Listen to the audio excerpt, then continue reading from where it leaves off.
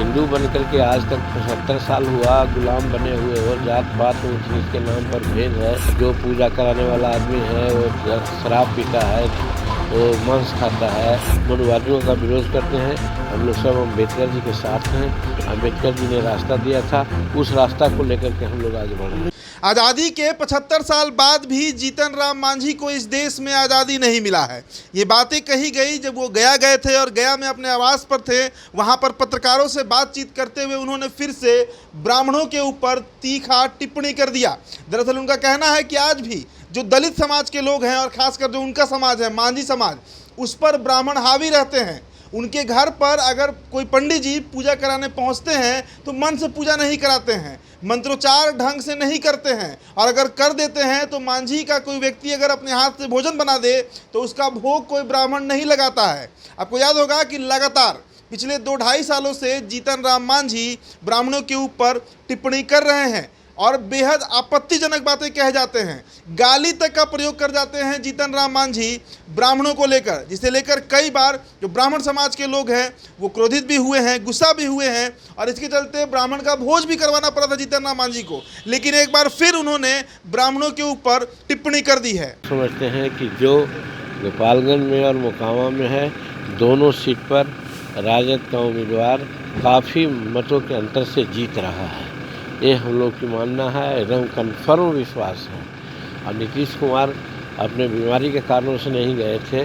हमारे बारे में भी लोग कहते हैं, तो हम तो पैर के चलते नहीं गए थे, लेकिन मेरा बेटा जो राष्ट्रीय अध्यक्ष है मोकामा में गाँव में जाके घूमा है।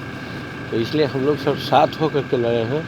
चुनाव का परिणाम हम लोगों के पक्ष में आएगा। लेकिन सर, अनुसूचित जाति का जो वोटिंग जो हुआ होगा, हाँ, वो किधर? क्योंकि एक तरफ दलित बहुत जल्दी तेजी से हिंदू भी बन जाते हैं, हाँ। और महागठबंधन में बहुत सारे लोग नेता हैं। नहीं, वो तो अलग है, बनाने का कोशिश किया जा रहा है, लेकिन हम लोग तो प्रयास यही करते हैं कि हिंदू बनकर के आज तक 75 साल हुआ गुलाम बने हुए हो। जात पात ऊंच नीच के नाम पर भेद है, पूजा पाठ में भी भेद है। तुम्हारे यहाँ पंडित खाता नहीं है, पूजा भी ठीक से नहीं कराता है।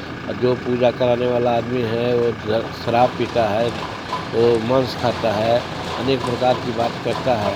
तो वैसी परिस्थिति में उसको पूजा नहीं कराना चाहिए। ये बात हम लोग प्रचारित कर रहे हैं, और ये गांव-गांव बात प्रचारित हो गई है। इसलिए उनका जो हिंदू कार्ड है वो नहीं चलेगा। हम लोग सब मनुवादियों का विरोध करते हैं। हम लोग सब अम्बेडकर जी के साथ हैं।